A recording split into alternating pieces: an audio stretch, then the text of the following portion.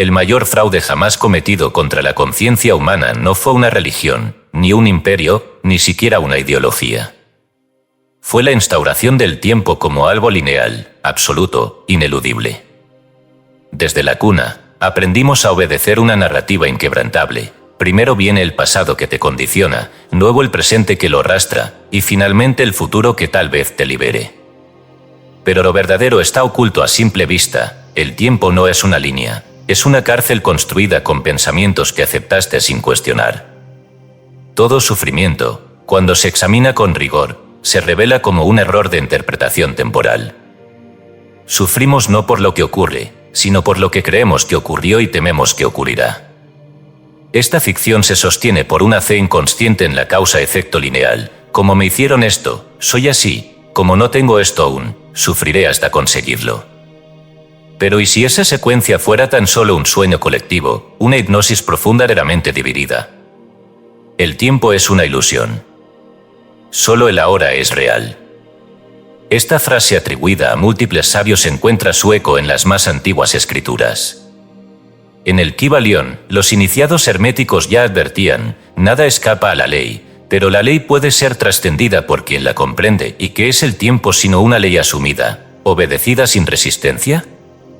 Los Upanishads enseñan que lo eterno no transcurre, simplemente es. El Evangelio de Tomás, excluido de los textos canónicos, pone en boca de Jesús una frase inquietante: habéis bebido del manantial que os hace olvidar. Pero yo os he llamado para que recordéis lo que siempre ha sido. El tiempo, entonces, no es más que un patrón mental. No corre fuera de ti, eres tú quien lo sostiene con la mente dividida entre lo que fue y lo que será. El deseo que sientes no apunta al futuro, es una llamada del recuerdo que viene desde otra capa del ser, una línea de existencia que ya ha sido vivida en algún nivel y que espera ser reactivada por la conciencia despierta. Como enseñó Krishnamurti, la libertad no está en el mañana. Está en ver ahora, completamente. Esta obra propone una herejía luminosa, que el tiempo puede ser invertido, que el futuro puede recordarse, que el pasado puede perder su poder. Y sobre todo, que la plenitud no requiere espera, sino reconocimiento. Los manuscritos del Mar Muerto, custodiados durante siglos, describen una forma de vida donde el alma era vista como testigo de múltiples edades simultáneas. Quizás no somos viajeros del tiempo, sino sus autores olvidados. Este libro no ofrece un camino para mejorar tu vida futura. Te invita a recordar tu vida cumplida. A soltar el tiempo como castigo, como promesa, como espera. Y a abrazar una sola verdad radical: lo que es, ya fue. La técnica prohibida de la inversión. Escrito y publicado por Escucha tu subconsciente. Todos los derechos reservados. Hemos notado que más del 80% que visitan nuestro canal no está suscrito. Puede apoyar este proyecto presionando el botón de suscribirse y dándole me gusta al vídeo. Gracias por inspirarnos en seguir creando más y mejor contenido para ti. ¿Estás listo para transformar tu vida? Capítulo 1. El tiempo es un pensamiento. El tiempo, tal como lo concibe la mente ordinaria, es una ilusión sostenida por la costumbre de una conciencia dividida.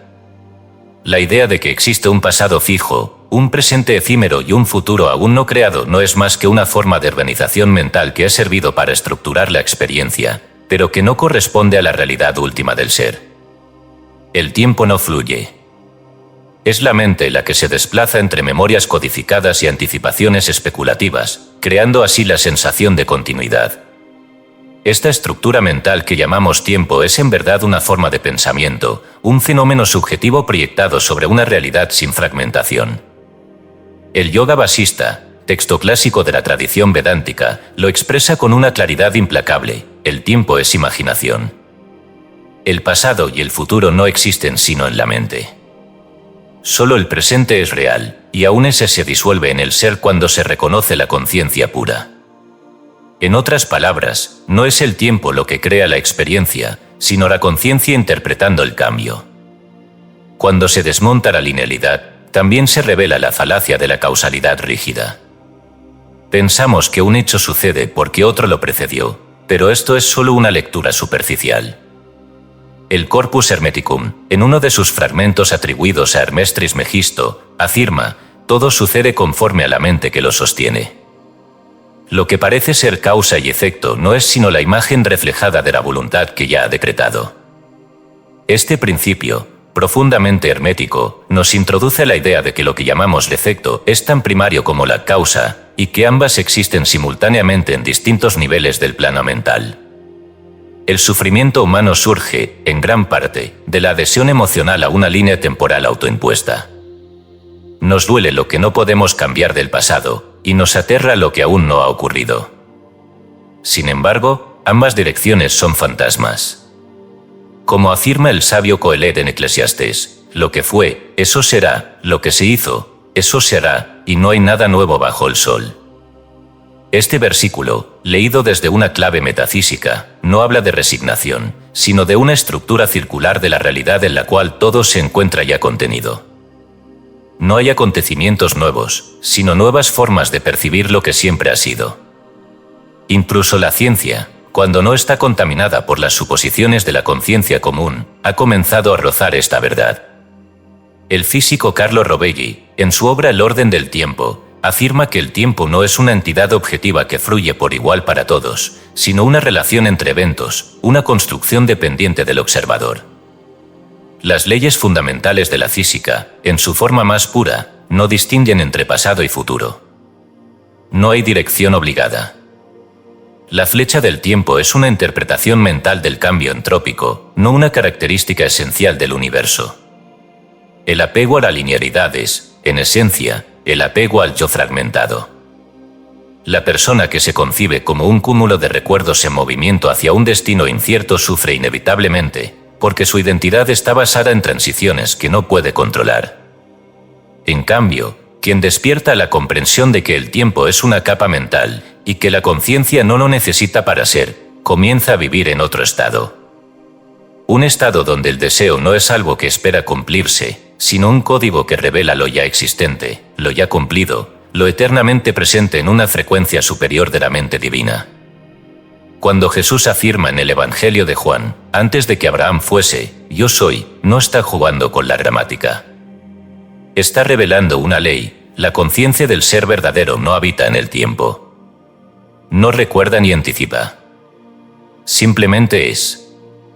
El que desea y ve cumplido su deseo no lo logra porque lo construyó paso a paso, sino porque accedió al plano donde eso ya era real. Todo anhelo profundo es, en realidad, una memoria que se activa en el campo sin tiempo. El pensamiento del tiempo es, entonces, la primera cárcel que debe romperse. Mientras creamos que el futuro es una zona vacía que debemos llenar con esfuerzo, caminaremos siempre como esclavos. Pero cuando comprendemos que toda posibilidad ya es, y que solo nos falta alinearnos con ella, dejamos de esforzarnos y comenzamos a recordar. Y ese recuerdo, cuando se practica con certeza, se convierte en vida. En este primer umbral del camino, la invitación no es a manipular el tiempo, sino a desmontarlo. A negar su autoridad como ley y reconocerlo como creencia. Lo que vendrá, en los próximos capítulos, no será una técnica de manifestación futura, sino una ciencia del recuerdo sagrado, el arte de regresar a lo que ya fue en otra capa de la mente. Y de habitarlo ahora, sin permiso del tiempo. Capítulo 2. Toda realidad es un recuerdo. Ningún deseo auténtico es fabricado. No se genera. Se revela. Lo que la mente racional percibe como una construcción interna o un anhelo espontáneo, no es más que la punta visible de una corriente más antigua, más profunda, que atraviesa los planos del alma. No deseamos lo que no es. Deseamos lo que ya fue en otra capa de la conciencia. Por eso el deseo verdadero no es invención, es recuerdo. Neville Goddard lo explicó con claridad extrema al decir: el deseo es una promesa de que lo que deseas ya es tuyo. No es una proyección hacia el futuro, sino una recuperación desde el pasado absoluto, el pasado de la totalidad, donde todas las líneas de destino existen simultáneamente. El deseo no surge como impulso ciego. Surge como eco de un estado ya vivido en la mente divina, que pugna por ser traído nuevamente a la conciencia actual. El anhelo que arde, el sueño que no se disipa, la idea que retorna sin cesar, no están apuntando a un porvenir. Están recordando un presente eterno que aún no ha sido aceptado. El libro tibetano de los muertos, el Bardo Todol, revela que la conciencia, tras abandonar el cuerpo físico, transita por visiones creadas por sus propios apegos, miedos y deseos. Pero lo que no se dice tan abiertamente es que esas visiones no son nuevas. Son memorias activadas. Son estados ya conocidos por el alma en sus múltiples danzas a través del tiempo ilusorio. El alma no va descubriendo, va reconociendo. Cada experiencia que se graba en el cuerpo o en el campo mental es una expresión fragmentaria de algo que ya se había inscrito en el plano causal. No somos autores de un destino lineal, somos evocadores de un mapa oculto que reposa en los estratos no lineales de la psique divina. Los textos órficos, ecos de una teogonía que antecede a los mitos griegos conocidos, hablaban del alma como una chispa del dios Dionisos desgarrado, esparcida entre los mundos, y destinada a recordar su unidad a través de múltiples encarnaciones. En esos cantos antiguos, el alma no era ignorante por naturaleza, sino amnésica por trauma. El olvido no es esencial, es circunstancial. Y todo proceso espiritual es, en última instancia, un regreso del recuerdo. El recuerdo del ser, del origen, de la obra ya completa que ahora debe ser vista como si fuera nueva. El tiempo entero se curva ante la visión que recuerda. No hay creación, hay activación. El Talmud babilónico sostiene que antes de nacer, el alma lo sabe todo, lo ve todo, y lo comprende todo. Pero al descender al cuerpo, se le ordena olvidar. Un ángel la toca entre los labios y la sella en silencio. Ese silencio es la matriz del deseo. Porque todo deseo auténtico no es más que un trozo de lo que alguna vez se supo, clamando por ser reintegrado. No deseamos lo que ignoramos. Deseamos lo que ya fue nuestro en otro plano. Deseamos lo que está sellado en nosotros, como una semilla que reconoce la forma completa del árbol antes de romper la tierra. Y aquí yace el secreto, el deseo no apunta al futuro. Es el futuro real llamando desde el presente, como un recuerdo invertido. Lo que hoy sientes como un anhelo, ya ocurrió en una capa no visible de tu ser. No lo estás imaginando, lo estás recordando. Pero al vivir en una mente que idolatra el tiempo lineal, interpretas ese recuerdo como posibilidad. Y luchas por alcanzarlo. Pero si supieras, si realmente comprendieras, que eso ya fue en el plano que el alma habita cuando duerme o cuando ama, dejarías de construir y comenzarías a habitar. Este es el inicio de la técnica prohibida. Porque el sistema temporal no puede sostenerse si cada ser humano descubre que su deseo es la prueba de que la obra ya está terminada. El mundo exige que trabajes por lo que ya es. Que te esfuerces por cosechar lo que ya ha brotado. Que sufras por recordar lo que ya sabes. La inversión del tiempo comienza cuando dejas de buscar y empiezas a reconocer. Cuando dejas de decir algún día y comienzas a decir lo recordé. La manifestación no se trata de construir algo desde cero, sino de rendirse a una línea de destino ya escrita en los archivos luminosos de la mente eterna. El alma no es una hoja en blanco, es un pergamino sellado, y el deseo es el fuego que reaviva la tinta invisible. Quien entiende que toda realidad es un recuerdo deja de orar como mendigo y comienza a agradecer como heredero. Quien comprende que su deseo es la señal de una promesa ya cumplida, deja de hacer preguntas y comienza a caminar en certeza. Y esa certeza, no el esfuerzo, es la llave que abre el plano donde lo deseado ya existe. El recuerdo no pide, reconoce. No suplica, activa. No proyecta, afirma. Este capítulo es una advertencia. Todo lo que vendrá después no funcionará si aún crees que deseas algo que no ha pasado.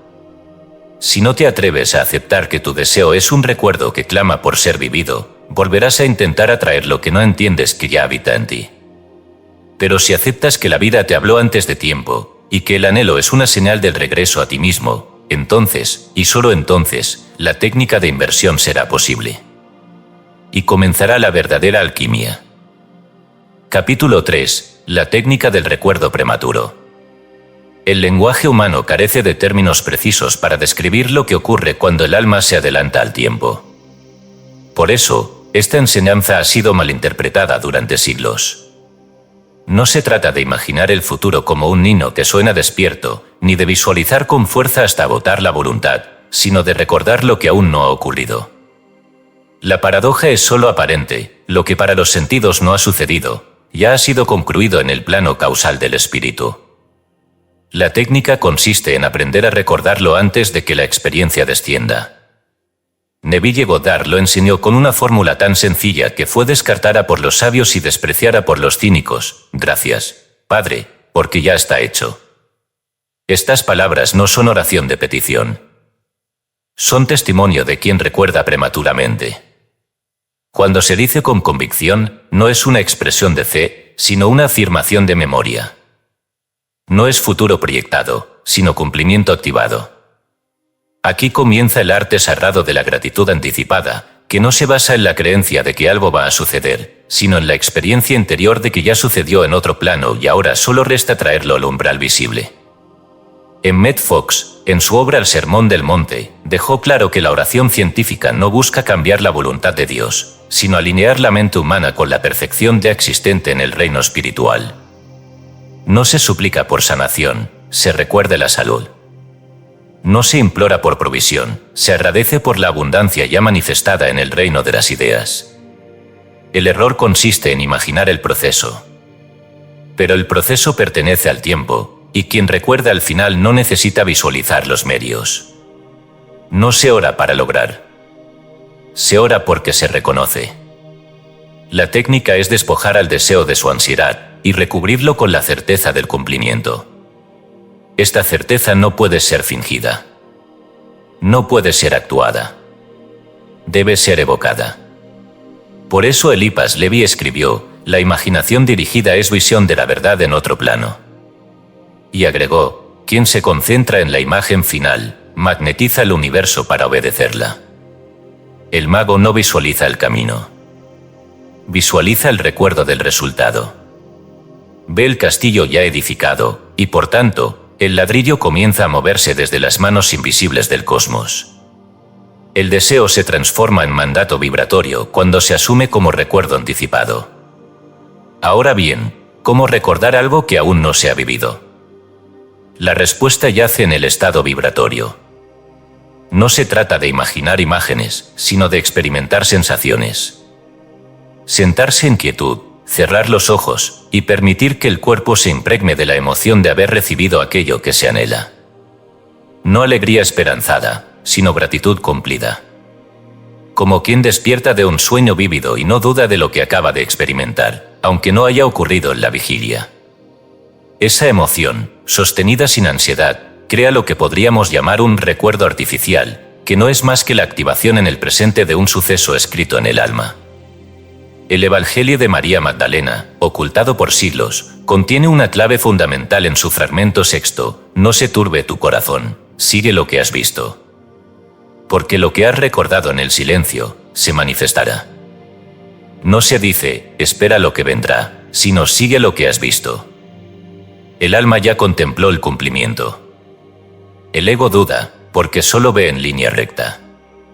Pero el alma recuerda en círculos, y todo deseo genuino es una visión antigua queriendo volver a ser vivida. La técnica del recuerdo prematuro requiere renunciar a la urgencia. Implica vivir como si el cumplimiento ya se hubiera dado, sin buscar señales, sin medir resultados. Porque el que mide, no confía. Y el que espera prueba, no recuerda.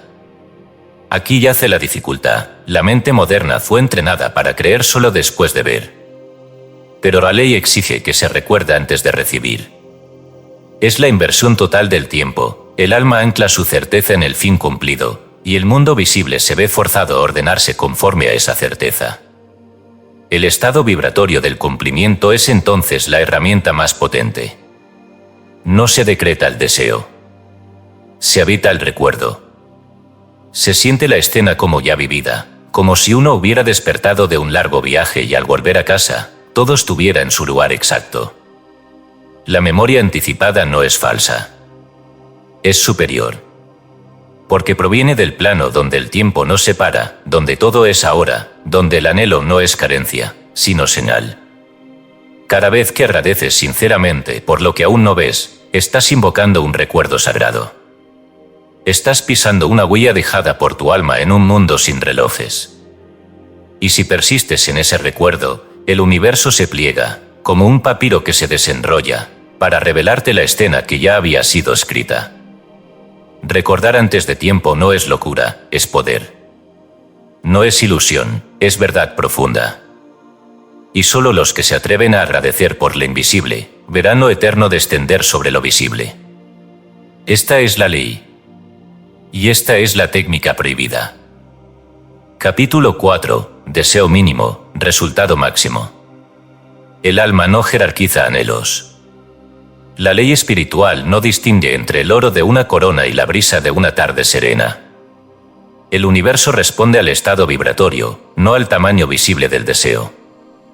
Y sin embargo, la mente del hombre, contaminada por la idolatría de la ambición, se ha acostumbrado a pensar que solo los grandes logros justifican el uso del poder interno.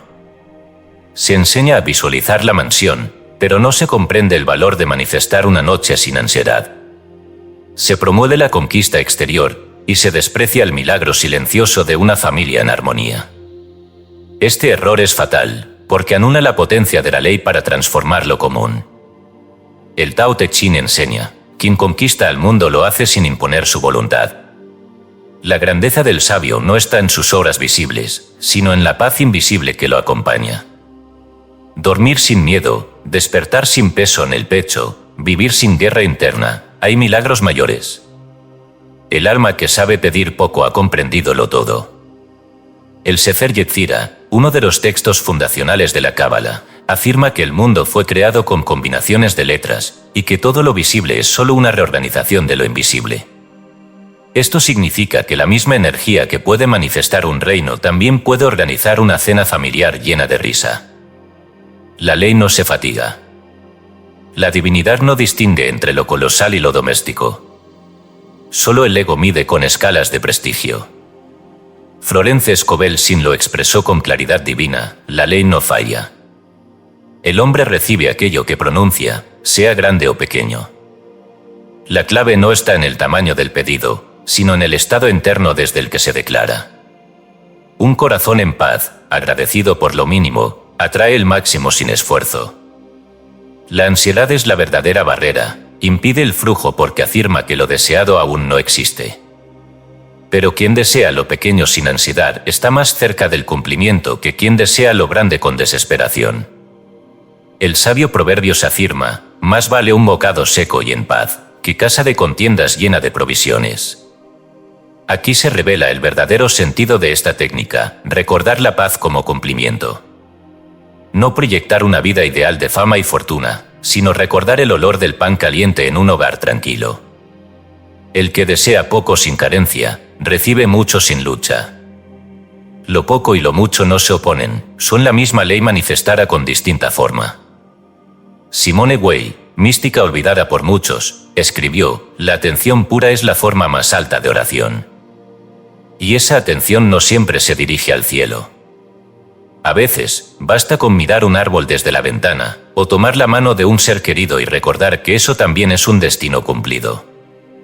La técnica de la inversión del tiempo no fue hecha solo para conquistar imperios internos, sino para redimir lo cotidiano. En este capítulo, el lector es invitado a aplicar la técnica a sus deseos más pequeños: un descanso pleno, una conversación sin tensión, una caminata sin temor. A recordar antes de tiempo la paz de una tarde sin sobresaltos. A dormir con gratitud por una noche ya vivida en armonía, aunque aún no haya sucedido. Porque todo lo que es recordado desde el corazón con paz ya fue inscrito en el libro invisible del alma. No hay deseo menor. Cada anhelo es legítimo si nace del alma. Y todo anhelo puede recordarse antes de ser vivido, porque en la eternidad ya fue. Así como el universo se pliega ante quien recuerda el éxito, también se ordena para entregar un suspiro de paz, una comida sencilla con risas, una noche sin llanto. El alma no mide. La ley no juzga. El que se atreve a pedir poco con devoción, ha alcanzado el máximo. Capítulo 5. Lo que hoy eres, ya lo fuiste. Si pudieras mirar más allá del velo de tu memoria, verías que nada de lo que vives hoy te es realmente ajeno. Toda situación, buena o dolorosa, fue primero una imagen mental aceptada y nutrida. No existe sorpresa en la ley espiritual. Existe olvido. Lo que hoy experimentas con el cuerpo ya fue pensado con el alma. Lo que hoy duele fue antes sospechado. Lo que hoy se celebra fue antes soñado. Y lo que hoy temes, lo llamaste sin darte cuenta. Este es el principio invertido. La realidad no es causa de lo que piensas, sino reflejo de lo que ya pensaste. Incluso si lo negaste, incluso si no eras consciente de haberlo aceptado. El pensamiento reiterado, cuando se aloja con emoción en el corazón, se hace carne, aunque no lo anuncies en voz alta. Por eso, quien desea sin fe, no siembra. Pero quien teme con intensidad, sí cultiva. Y el fruto de ese temor es su vida. Carl Jung definió sin rodeos: aquello lo que te resistes, persiste. Y aquello que niegas, te somete. La sombra, ese conjunto de pensamientos enterrados y emociones no resueltas, tiene un poder creador silencioso. Desde lo oculto, organiza los eventos. Desde lo negado, edifica el presente. Así nacen las profecías autocumplidas, no porque el futuro esté escrito, sino porque el pensamiento crónico, ignorado, acaba por proyectarse sobre el tiempo. Neville Goddard enseñaba: no atraes lo que quieres, atraes lo que eres. Pero pocos comprenden lo que eres. Eres lo que has sentido de manera constante. Eres lo que tu mente ha asumido como natural. Incluso si odias tu situación actual, has convivido tanto con su imagen, con su miedo, con su expectativa negativa, que la has fundido con tu identidad. Por eso no es suficiente desear lo contrario, hay que recordar una nueva versión de ti. Porque lo que hoy eres ya lo habías recordado, de forma inconsciente, muchas veces. En el Evangelio de Tomás, uno de los textos gnósticos más reveladores, se dice: cuando hagáis lo interior como lo exterior, y lo exterior como lo interior, entonces entraréis en el reino. Esto no es solo misticismo, es una clave operativa. Lo exterior es reflejo del interior, pero en diferido. La realidad es tu propio recuerdo proyectado hacia adelante. Has entrado en este cuerpo porque tu alma ya ensayó esta vida antes. Incluso tus errores fueron tejidos con hilos mentales que tejiste noche tras noche sin darte cuenta. Pensamientos de desvalorización, sospechas de traición, dudas de mérito, todos se convirtieron en guiones que ahora actúas. El Zohar, el texto fundacional de la mística judía, afirma que todo lo que el hombre piensa en su corazón es escuchado en los mundos superiores y hecho realidad en los inferiores. No se necesita voluntad consciente. Se necesita intensidad emocional repetida. Es por eso que el autosabotaje no es una maldición externa, sino el cumplimiento exacto de un pensamiento enterrado y temido. El pensamiento reiterado se convierte en materia. Así funciona esta técnica. Si hoy gozas, agradece a tu versión pasada que creyó. Si hoy sufres, entiende, no es castigo, es consecuencia. No de un error moral, sino de una ignorancia vibratoria. Porque no sabías que estabas sembrando con tus imágenes mentales, con tus reacciones, con tus repeticiones internas. Pero ahora que lo sabes, puedes interrumpir el bucle. El recuerdo, cuando es sostenido con gratitud, es la única forma de alterar el presente. Porque ya estás viviendo hoy lo que fuiste ayer. El reto es: ¿serás mañana lo que eres hoy? ¿O te atreverás a recordar ahora una versión futura de ti que ya gozó, ya perdonó, ya prosperó, ya rió? La técnica prohibida no cambia el tiempo. Cambia la memoria. Y la memoria es el molde de la realidad. Lo que hoy eres, ya lo fuiste. Pero lo que recordarás a partir de hoy, eso determinará lo que serás mañana. Capítulo 6. El deseo escrito en tu carne. El cuerpo no es un objeto inerte animado por el alma. Es un libro. Y no cualquier libro, sino uno escrito con la tinta de tus pensamientos, emociones y deseos persistentes. cada línea de tu rostro, cada tensión muscular, cada dolencia recurrente y cada placer alcanzado forman parte de una escritura secreta que revela que has sostenido como verdadero, bello o temido. Tu cuerpo no obedece al azar, responde con fidelidad a las imágenes que has sembrado en tu conciencia, incluso si no las recuerdas. La psicosomática metafísica enseña que no hay un solo proceso fisiológico que no tenga una contraparte vibratoria o mental. Cada célula está viva con el eco de un pensamiento anterior. Cada función responde al guión invisible de una emoción repetida. Y así como una palabra puede herir más profundamente que una espada, una idea sostenida puede enfermar más poderosamente que cualquier virus. La mente no observa el cuerpo, lo encarna. El maestro Gurdjieff afirmaba que el hombre es un ser que ha olvidado cómo debe moverse, comer, sentir y respirar. Para él, la enfermedad era el resultado de la desconexión entre los centros, el intelectual, el emocional y el motor. Cuando el deseo queda atrapado en uno solo de estos centros y no es integrado por los otros dos, surge la disonancia. Y esa disonancia se traduce en bloqueos, nudos energéticos que luego se manifiestan como dolencias, estancamientos o rigideces corporales. Pero no es solo una disonancia mecánica. Es una memoria activa. En el libro egipcio de los muertos, también conocido como el libro de la salida al día, se describe como el alma, al morir, debe atravesar cámaras donde se pesan los actos, las palabras y los pensamientos. El cuerpo es esa cámara en vida. A través de él se expresa todo lo que el alma ha creído, ocultado o deseado. En sus órganos se imprimen los pactos invisibles que has hecho con la vida. En su sangre corre la vibración de tus más antiguos anhelos. El investigador Joe Dispenza, combinando neurociencia y espiritualidad, explica cómo una emoción sostenida activa químicamente ciertas regiones cerebrales, que a su vez generan respuestas hormonales, y estas, o con el tiempo, alteran la expresión genética. Así, una persona que vive en estado de ansiedad, aunque no lo confiese, termina programando su cuerpo para el deterioro, el agotamiento o la hipersensibilidad. No por debilidad, sino por coherencia energética con una señal repetida. Juan 1:1, uno de los pasajes más citados y menos comprendidos, lo declara sin ambigüedad: en el principio era el Verbo, y el Verbo era con Dios, y el Verbo era Dios. El verbo, en su raíz, no es palabra, es intención vibratoria. Es el acto de emitir una frecuencia que luego toma forma. El cuerpo es la tierra donde esa semilla verbal germina. Es el espacio donde el verbo se hace carne, literalmente, para habitar entre nosotros. Y no solo en Jesucristo. En cada ser que ha repetido en silencio una frase de dolor, de indignidad o de esperanza. Rudolf Steiner, fundador de la antroposofía, afirmó que las enfermedades son la consecuencia de conflictos espirituales no resueltos que buscan expresión física como única vía para ser redimidos. El cuerpo no traiciona, advierte. No castiga, revela. Nos dice lo que aún no hemos reconocido en nosotros mismos. Por eso, un dolor recurrente, una debilidad inexplicable, o incluso una tensión muscular crónica pueden ser la forma en que el cuerpo te dice: aquí hay una imagen vieja, sostenida en tu subconsciente, que ya no te sirve.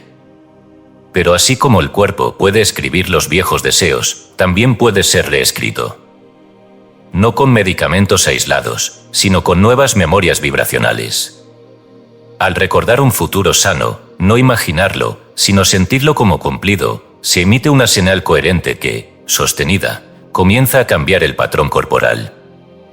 Ya no se trata de luchar contra la enfermedad, sino de recordar un cuerpo que ya fue sano, y volver a habitarlo desde la conciencia. El cuerpo es, por tanto, la evidencia tangible de que el tiempo es un pensamiento, y de que la técnica funciona. Porque lo que hoy es materia fue antes imagen. Y lo que hoy es síntoma fue antes lenguaje. Quien quiera sanar, debe dejar de hablar con el pasado. Y empezar a recordar, con emoción, un futuro ya cumplido que espera ser encarnado de nuevo. Capítulo 7. Invertir el tiempo desde el alma. Quien ha comenzado a practicar la inversión del tiempo desde la mente encuentra cierto alivio, y con ello, transformación. Pero tarde o temprano, ese buscador se da cuenta de que hay un impulso más profundo que no proviene del pensamiento racional.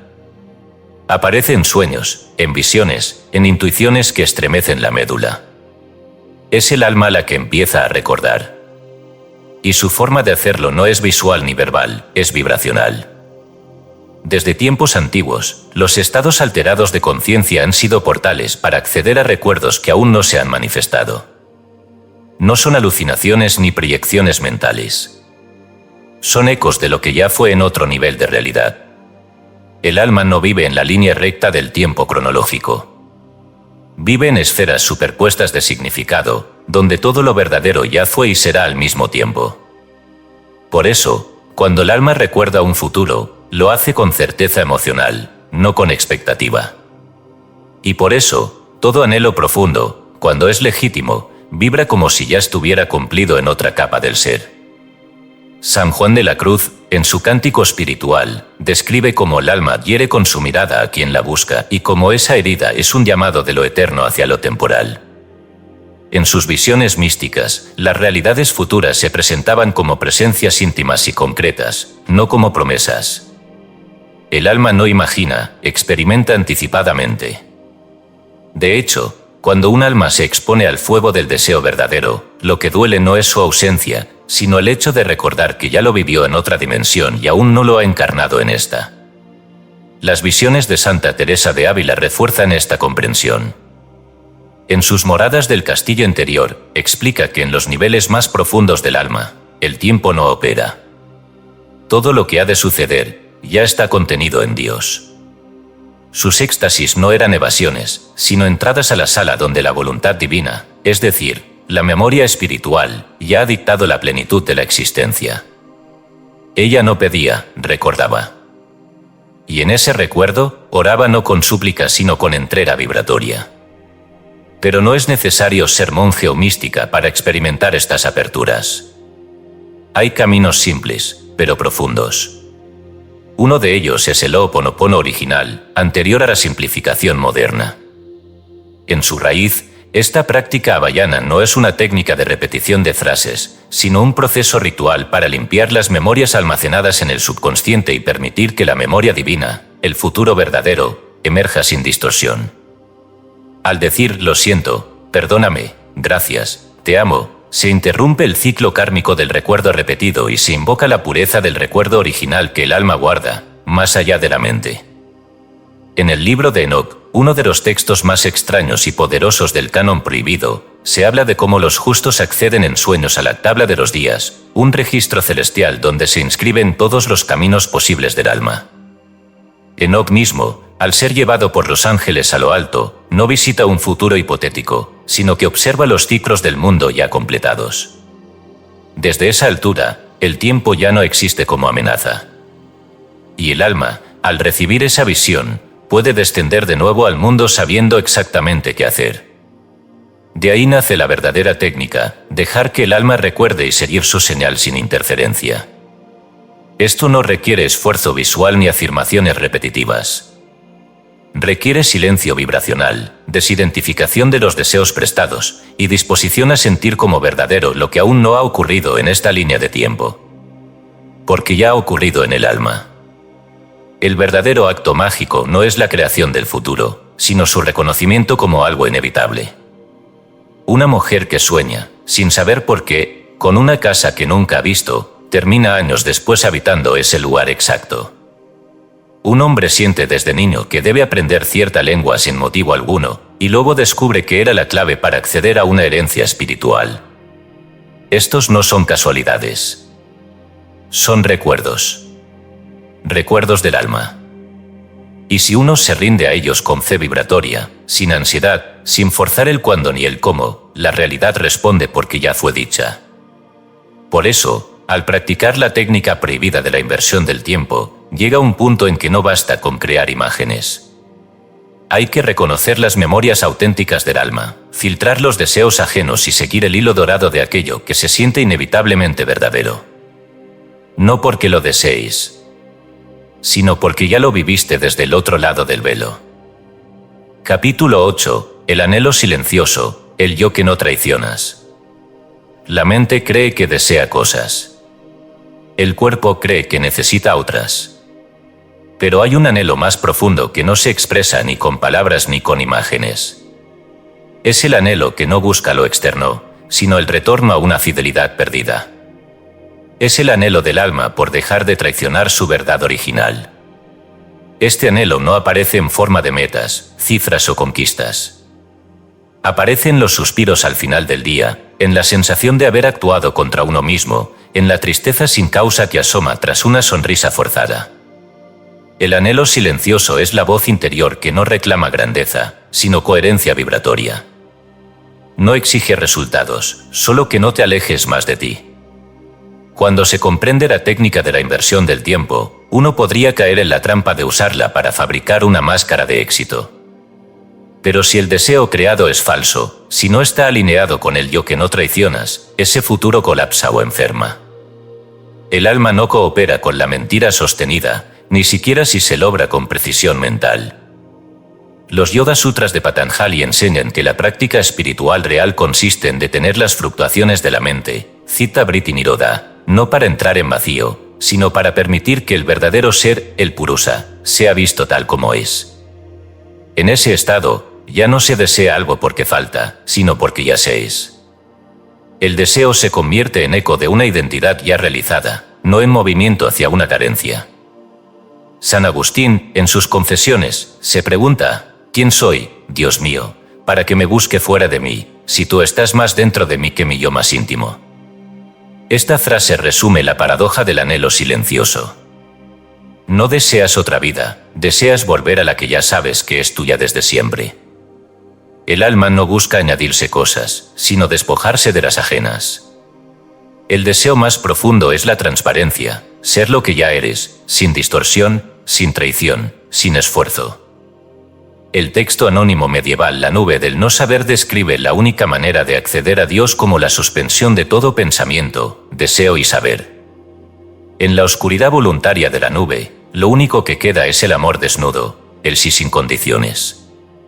Este amor no es emocional ni romántico.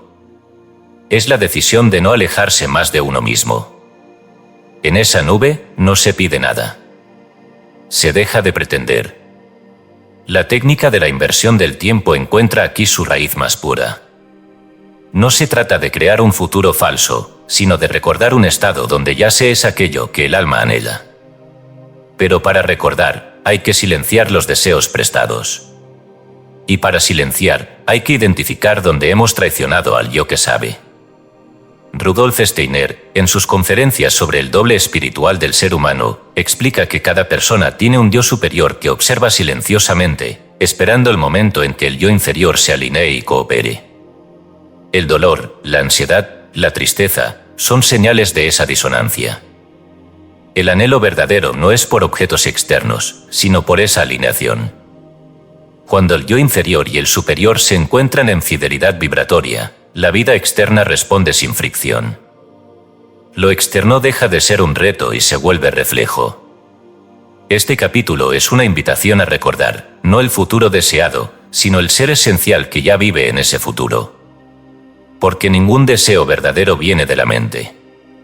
Todos provienen de una parte de ti que ya habita la plenitud, y solo desea que no te sigas traicionando.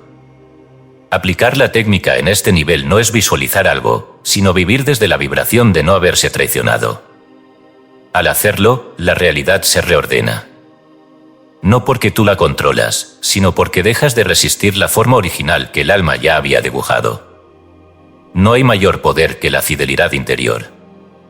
Y no hay mayor paz que saber que lo que vives es lo que realmente anhelabas, aunque no se parezca al deseo prestado que antes llamabas éxito. Capítulo 9. La siembra invertida. Creer en lo que ya es. No se manifiesta lo que se pide. Se manifiesta lo que se recuerda con certeza vibratoria. Y lo que se recuerda no siempre tiene forma en el presente físico, pero sí tiene huella en la sustancia invisible.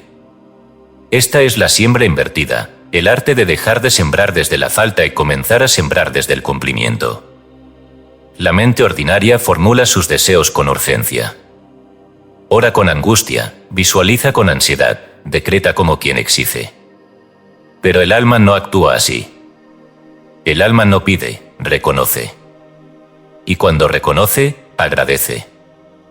La verdadera siembra no es pedirle al universo algo que no ha pasado, sino vibrar como quien ya lo vivió, con la confianza que solo puede nacer de una memoria sagrada. En los evangelios sinópticos, esta enseñanza aparece clara pero muchas veces ignorada. Todo lo que pidáis orando, creed que ya lo habéis recibido, y lo obtendréis. Marcos 11 y 24. No se trata de tener fe en que ocurrirá, sino de creer que ya ocurrió. Esta creencia no es una ficción mental, sino una rememoria vibratoria de una realidad que ya fue sembrada en otro plano del ser. Neville Goddard lo explicó con precisión: el secreto está en sentir el final cumplido. No se trata de visualizar la escena que lleva al cumplimiento, sino de habitar mentalmente el estado posterior al cumplimiento. Por eso, su técnica favorita era la de dormir en el sentimiento del deseo ya realizado. No como esperanza, sino como estado asumido. El Kybalión, texto clave del hermetismo moderno, lo formula bajo la ley de correspondencia: como es arriba, es abajo; como es adentro, es afuera. En esta ley se entiende que toda creación externa es reflejo de una semilla interna. Pero el texto no habla de crear como acto futuro, sino de recordar y manifestar lo que ya se encuentra completo en el plano superior. El plano denso no genera, solo refleja. Visualizar sin ansiedad significa no perseguir la imagen mental, sino recibirla como quien revisita un recuerdo entrenable.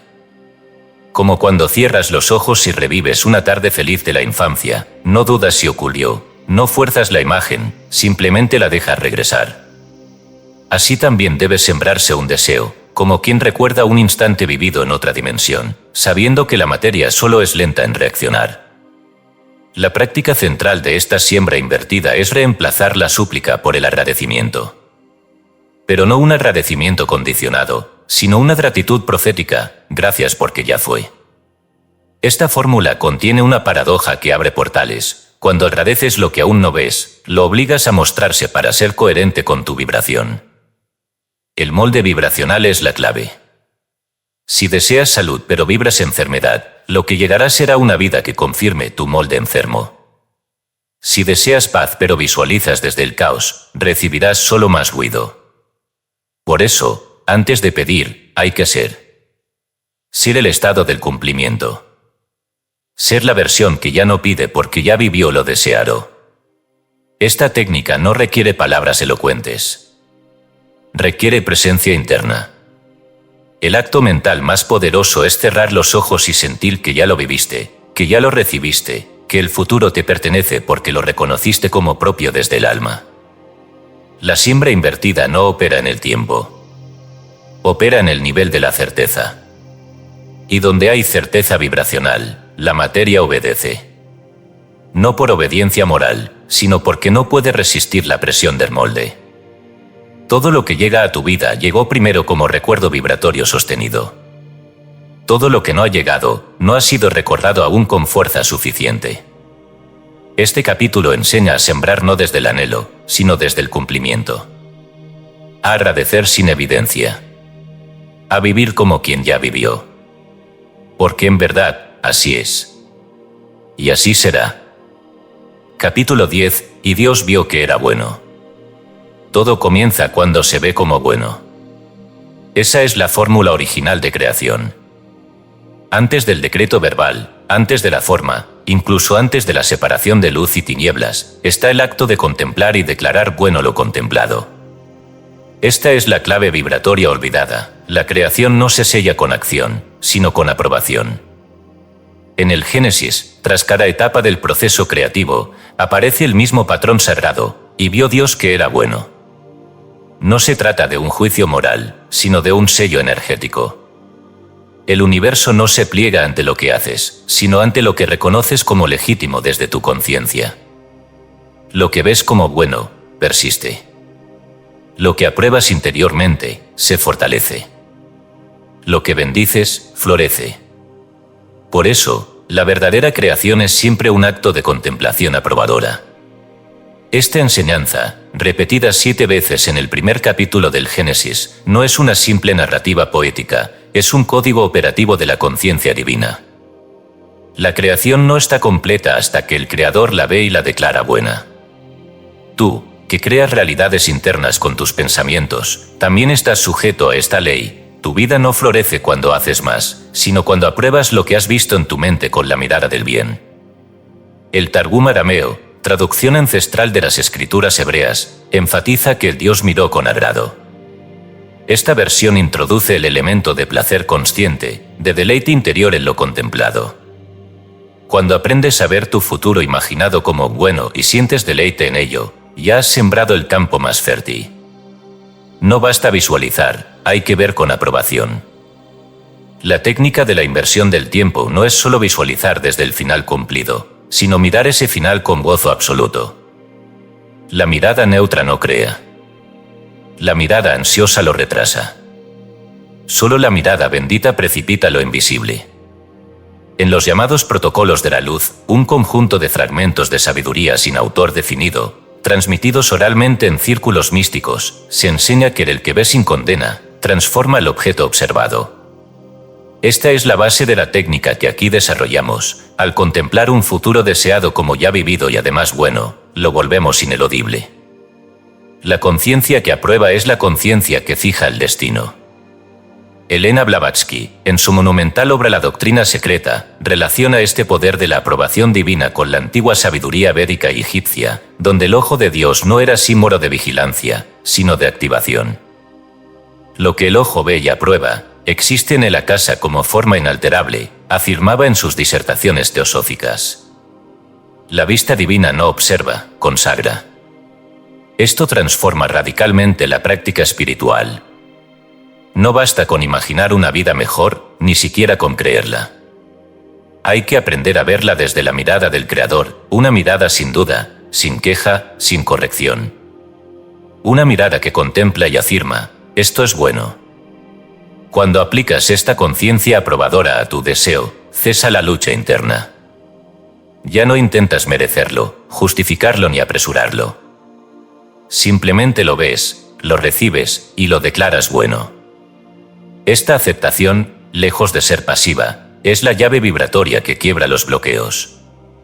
Y Dios vio que era bueno, es el cierre vibracional de todo proceso creador. Tu alma ya sabe hacerlo. Lo hace cada vez que recuerdas con agrado algo que aún no ha ocurrido. Cada vez que visualizas con certeza y gozo. Cada vez que apruebas lo que tu corazón te muestra sin sabotaje mental. En este capítulo, sellamos la técnica, visualizar, sí. Sentir que ya ocurrió, también. Pero sobre todo, mirarlo como bueno, y con eso, volverlo real. Capítulo 11. El futuro responde al nombre que le das. Nombrar no es describir, es sellar. En las tradiciones más antiguas, dar nombre no era una formalidad lingüística, sino un acto mágico de autoridad vibracional. Lo que nombras, invocas. Lo que designas con convicción, se precipita. Y lo que repites con fe, se convierte en ruta. El tiempo, aunque parezca avanzar por su cuenta, no responde a secuencias fijas, sino a frecuencias activadas. La palabra es la varilla de activación que conecta la memoria futura con la forma presente. El universo, en su estructura más profunda, no obedece a los hechos, sino a los decretos. Por eso, lo que hoy pronuncias en silencio con plena certeza es más real que lo que ves. En el principio era el Verbo, y el Verbo era con Dios, y el Verbo era Dios. Juan 1:1. Esta frase no es solo una exaltación teológica, es una fórmula esotérica. El Verbo no es un sonido cualquiera, sino la estructura originaria de lo real.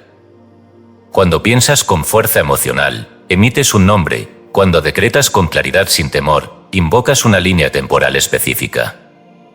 El Verbo es el ADN de la realidad. En la tabla de Esmeralda, atribuida a Hermes Trismegisto, se declara que lo que está abajo es como lo que está arriba, y que el poder de manifestar todas las cosas está en el uno que actúa por mediación de la palabra. Aquí, la alquimia no es de metales sino de vibraciones. Nombrar un estado futuro como si ya fuese, es transmutar plomo temporal en oro atemporal. El libro de los jubileos, un texto extracanónico que detalla la cronología sagrada del cosmos, enfatiza la relación entre nombrar y ordenar. Todo cuanto existe, desde las constelaciones hasta las festividades humanas, fue sellado con un nombre antes de su manifestación. Los patriarcas no observaban los hechos, los dictaban mediante palabras que eran puertas. En la tradición vedántica, los mantras no son fórmulas arbitrarias, sino nombres cerrados que contienen la forma vibracional de lo invocado. Repetir un mantra no es repetir un sonido, es llamar a un estado del ser. Así como Aham Brahmasmi, yo soy el absoluto, no describe una idea, sino que la establece como realidad inquebrantable, también tú puedes nombrar mi paz, mi salud, mi plenitud y ver cómo, desde la línea futura, esa vibración responde. El decreto cotidiano que haces, aunque lo llames pensamiento, ya está nombrando una línea de tiempo. Cuando dices no puedo, estás activando un recuerdo futuro de limitación. Cuando dices ya es mío, aunque aún no lo veas, estás firmando un testimonio del alma. El futuro escucha, no tu desesperación, sino tu nombre vibracional. En el acto mágico de la vida, nombrar es seleccionar. Y al seleccionar, todo lo no nombrado cae en la sombra del olvido. Por eso, la técnica de la inversión del tiempo no funciona sin verbo, es el verbo lo que da vida a lo imaginado, lo que enciende el recuerdo como real, lo que abre la puerta por la que lo deseado entra sin pedir permiso. En el mundo oculto, nombrar un espíritu es llamarlo, nombrar una emoción es anclarla, nombrar un futuro es revivirlo como presente. ¿Qué nombres estás usando? ¿Cómo te estás llamando internamente? ¿Qué tiempo estás activando con tus frases más comunes? Porque donde pones tu palabra, ahí estará tu línea de tiempo también. El alma no solo siente, nombra en silencio todo lo que desea experimentar. El cuerpo lo sigue. El mundo responde. La técnica aquí revelada no consiste en repetir afirmaciones vacías, sino en entender que cuando pronuncias el futuro como cumplido, lo haces inevitable. Y entonces ocurre lo que en el Génesis ocurrió, y fue la luz. No porque Dios la fabricara, sino porque la nombró. Capítulo 12. El milagro común, vivir como ya ocurrió. Muchos buscan señales extraordinarias. Esperan que lo divino rompa la lógica del mundo para evidenciar su poder. Pero el verdadero milagro, aquel que confirma la operación de esta técnica prohibida, no viene con estruendo ni con trompetas, florece en el silencio de una vida que, sin saber cómo, ya es como se había soñado. En este capítulo nos alejamos de la teoría y descendemos al mundo visible, donde la aplicación discreta de esta ley ha producido frutos inesperados. No hablamos de mansiones o fortunas espectaculares, sino de cosas pequeñas que salvaron una vida entera, una reconciliación familiar que parecía imposible, un cáncer detenido sin explicación médica, un trabajo que llegó sin haberlo buscado, una tristeza que se fue mientras la persona dormía agradecida por algo que aún no veía. Estos casos no son parábolas. Son testimonios verídicos, algunos tomados de cartas y diarios personales de místicos como Sant Elderarda de Bingen, quien relataba cómo su fe en el cumplimiento ya vivido en Dios le devolvía la salud, la visión y la paz. En sus escritos afirmaba que Dios se complace en lo que el alma ya agradece, no en lo que aún suplica. Hay registros antiguos de alquimistas cristianos, como los del monasterio de Berbach, que hablaban de la visión del oro antes del fuego, refiriéndose a la certeza interna de que la transmutación ya ocurrió, incluso si los ojos aún ven plomo. Esta frase, preservada en un códice marginal, decía: quien ve el final, atrae el comienzo. En los diarios místicos del siglo XVIII hallamos relatos como el de una mujer alemana que oraba cada noche dando gracias por su esposo, aun sin haber conocido varón alguno. 5 años después se casó con el hombre que describía. ¿Lo creó? No. Lo recordó desde el futuro, y lo nombró con gratitud. Yo dormía en su pecho todas las noches, aunque él no estuviera, escribió. Uno de los principios más importantes de esta técnica es que la normalidad es la prueba del milagro. Si después de practicarla sientes paz y olvidas incluso que lo deseabas, es señal de que ya está hecho. La ausencia de urgencia es la huella del cumplimiento. El cuerpo lo sabe. Por eso muchas personas narran cómo, después de una noche de gratitud fingida, simplemente amanecieron livianos, como si el problema hubiera desaparecido, aunque nada externo haya cambiado aún. La enseñanza final de este capítulo es simple pero sagrada. No se trata de lograr algo, sino de recordar cómo se sentía cuando ya era tuyo. La técnica consiste en vivir como si ya ocurrió, no por autoengaño, sino porque el alma reconoce la línea que ya existe. Cuando el tiempo se invierte desde la conciencia, el mundo se acomoda. Y entonces ocurre lo inesperado, la paz sin motivo, la alegría sin objeto, la certeza sin razón.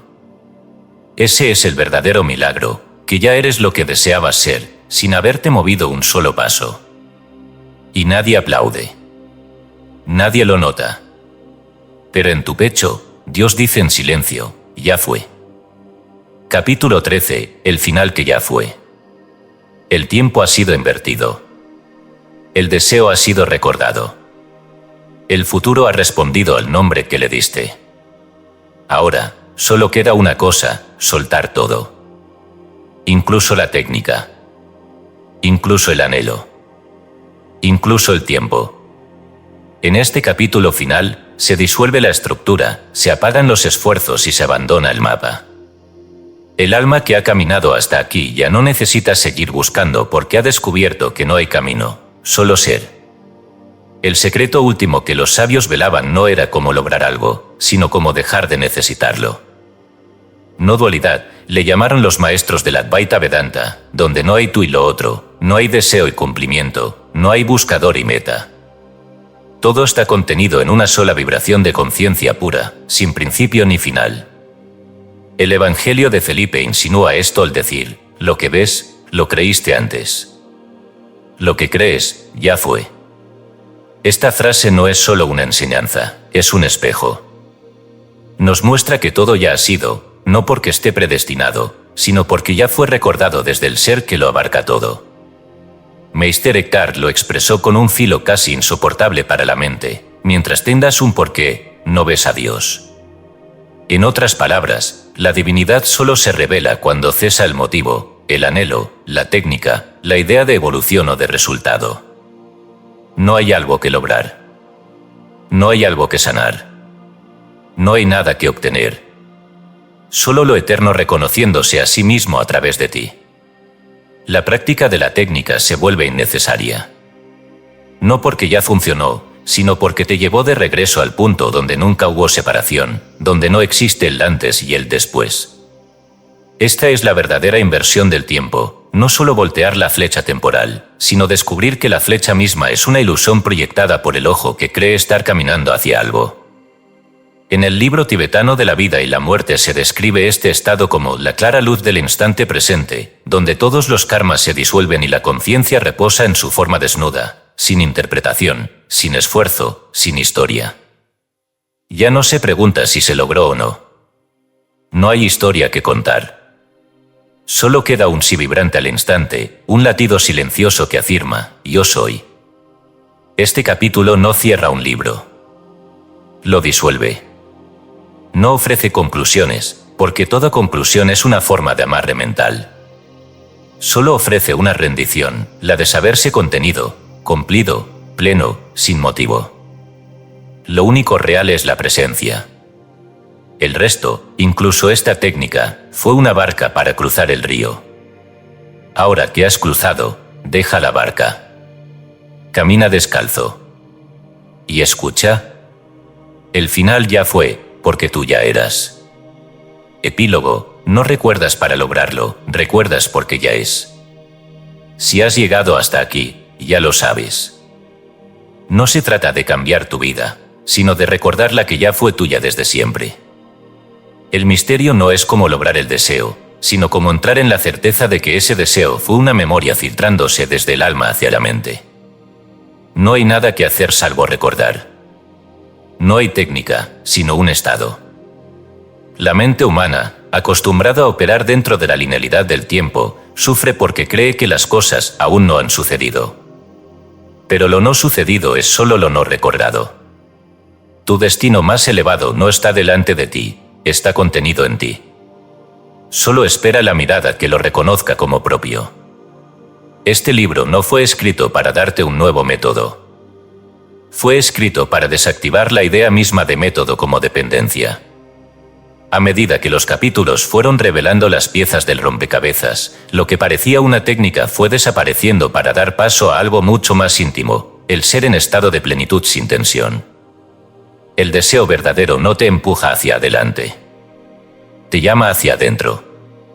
Muchos buscarán en estas páginas un modo de manifestar cosas: salud, paz, abundancia, propósito. Y lo harán bien. Porque la semilla del deseo, por pequeña que sea, es sagrada. Pero los que de verdad comprendan, verán que incluso eso es una puerta hacia un reconocimiento mayor. No se trata de lo que obtienes, sino de desde donde lo recibes. La técnica prohibida de la inversión del tiempo no es peligrosa porque da poder. Es peligrosa porque destruye la ilusión de que eres débil, de que necesitas, de que estás incompleto. Es subversiva porque te enfrenta con la paradoja más incómoda de todas: todo lo que anhelas ya ha sucedido, y tú lo sabías. Ahora lo recuerdas. Y por eso, ya no es necesario repetirlo. Puedes dejar este libro. Puedes cerrar los ojos. Puedes respirar como quien ya lo logró. O, más profundamente aún, como quien nunca lo necesitó, porque ya lo era. Cada historia que vives es un eco de una certeza que olvidaste. Y cada certeza recuperada cambia el mundo entero, porque el mundo no está fuera, está impreso en el pensamiento que decides recordar. No sigas buscando. No sigas esperando. Solo mira. El final ya fue. El milagro es ahora. Y tú ya lo sabías.